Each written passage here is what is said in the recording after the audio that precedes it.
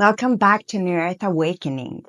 In today's episode of our scientific series, we're delving deeper into the captivating realm of sensory processing sensitivity, commonly known as HSP or the highly sensitive person. Together, we'll uncover its genetic foundations, explore the various types of sensitivity, discuss effective mental health interventions, and highlight the transformative potential of mindfulness and acceptance in enhancing well-being. But before we dive in, let me take a moment to wish you all a very happy new year. Whether you're a subscriber or tuning in for the first time, I am truly thankful to have you here as we continue this journey of discovery and personal growth together. Now, let's get started. So let's start with the genetic foundations. One of the most studied genes in this context is 5-HTT-LPR, which regulates serotonin, a neurotransmitter critical for mood, stress responses, sleep, appetite, digestion, cognition, aggression, and impulse control.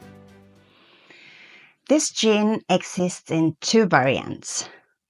The short variant S allele, often referred to as the risk allele, is associated with heightened psychological sensitivity to stress and increased emotional reactivity. The long variant L allele is linked to reduced stress reactivity and lower emotional responsiveness.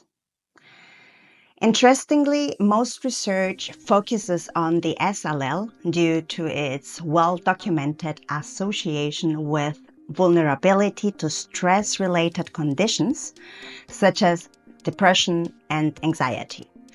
Beyond this, the S allele has also been linked to heightened sensitivity to both negative and positive stimuli, which may enhance cognitive flexibility and decision-making. Some researchers suggest that this heightened sensitivity could be explained by a phenomenon referred to as supervigilance, although this remains an area of ongoing investigation. From an evolutionary perspective, the sequence of 5-HTT-LPR likely entered the genome around 40 million years ago. Interestingly, this genetic variation appears to have evolved independently in humans and non-human primates, such as Rhesus macaques, underscoring its potential adaptive significance across species. And it's unlikely that such a trait would persist if it only conferred negative effects. Instead, environmental factors play a critical role in shaping how these genetic predispositions are expressed. For instance, while the S allele is associated with increased vulnerability to stress-related conditions like depression and anxiety in adverse environments, it also enhances adaptability in thriving in supporting or positive environments.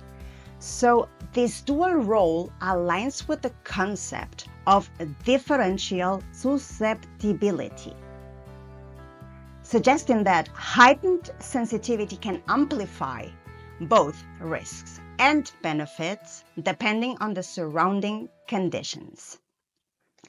This evolutionary perspective highlights the nuanced interplay between genetics and environment, emphasizing that traits like the S allele are context dependent and contribute to both challenges and opportunities for adaptation. Studies have identified 7 other genes linked to sensory processing sensitivity. many within the dopamine system, which regulates reward processing and motivation. These genes account for about 15% of variability observed in HSP traits. But what does this mean? So the term variance refers to the proportion of differences between HSP traits among individuals that can be attributed to genetic factors. While genetics play a significant role, environmental factors and their interaction with genetic predispositions also contribute substantially to individual differences. Research suggests that dopamine-related genes are particularly important because dopamine modulates sensory processing and emotional responses. Variants in dopamine-related genes can affect how efficiently sensory information is processed and integrated.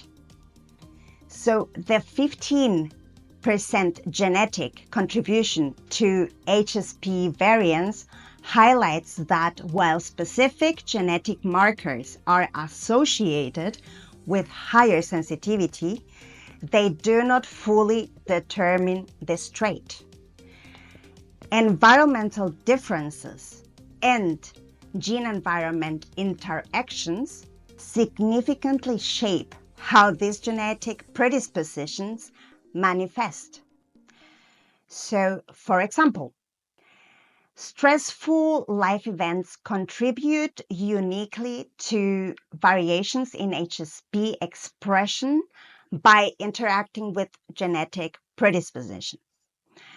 Early experiences like parental warmth or childhood adversity can either mitigate or amplify sensitivity traits depending on the context. While much research has focused on negative affect as a heritable trait, this approach may overlook how sensitivity interacts with environmental influences, both positive and negative, to shape personality traits. Sensitivity isn't uniform. Researchers have identified 4 primary sensitivity types based on responsiveness to positive and negative stimuli. In the previous episode, we discussed the importance of differentiating between sensitivity and responsiveness. Sensitivity refers to how individuals perceive and process stimuli, while responsiveness describes the behaviors or actions that result from this processing. I'll link the video for you in case you missed it. So the 4 sensitivity types are Vantage sensitivity, characterized by high responsiveness to positive experiences, but low to negative ones. General sensitivity exhibits high responsiveness to both positive and negative stimuli. And then vulnerable sensitivity, which shows low responsiveness to positive stimuli, but high sensitivity to negative ones. Then we have low sensitivity, demonstrates minimal responsiveness to both positive and negative experiences. The concept of Vantage sensitivity was introduced in 2013 and highlights individuals who thrive in supportive environments. Research shows that highly sensitive individuals raised in nurturing environments exhibit unique neural responses when exposed to positive stimuli. For example, brain imaging studies using fMRI have demonstrated a robust activation in regions of the brain associated with emotional regulation and self-control, such as the prefrontal cortex and reward-related areas. This activation suggests that enhanced capacity for emotional processing and integration in these individuals. Moreover, heightened neural activity correlates with increased resilience to adverse events later in life. These findings indicate that a supportive childhood environment not only fosters emotional regulation, but also equips highly sensitive individuals with greater psychological flexibility and adaptability when facing challenges. This resilience is thought to stem from the deeper processing of positive experiences during development, which strengthens neural paths associated with coping and emotional stability. Later in this series, we will explore the fascinating question of whether this described Vantage sensitivity, characterized by heightened processing of positive stimuli and reduced dominance of negative experiences, can actually be cultivated in adulthood. Sensory processing sensitivity influences how we respond to interventions. Research shows that individuals with high HSP often benefit more from therapeutic programs than those with lower sensitivity. For instance, a study in economically disadvantaged girls participating in a depression prevention program found that those with high sensitivity levels showed significantly lower depression rates after 12 months compared with their peers with low sensitivity levels. Another fascinating example involves Syrian refugee children exposed to war-related stressors. Children with high sensitivity who experienced familial trauma were less affected by the war-related stress than their less sensitive counterparts, almost as if early hardships prepared them for future challenges. A study in anti-bullying interventions found that highly sensitive boys showed significantly greater reductions in victimization and internalizing symptoms compared to their less sensitive peers. Interestingly, low-sensitive boys did not benefit from the intervention at all. This research underscores the importance of tailoring interventions to individual sensitivity levels, as it can significantly impact the outcomes. You might ask yourself, can Vantage sensitivity be cultivated later in life?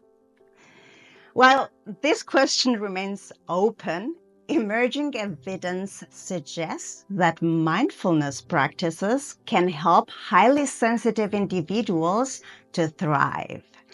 For instance, a study on mindfulness-based stress reduction, MBSR, programs found significant improvements in stress reduction, in social anxiety relief, self-acceptance, and personal growth among highly sensitive participants.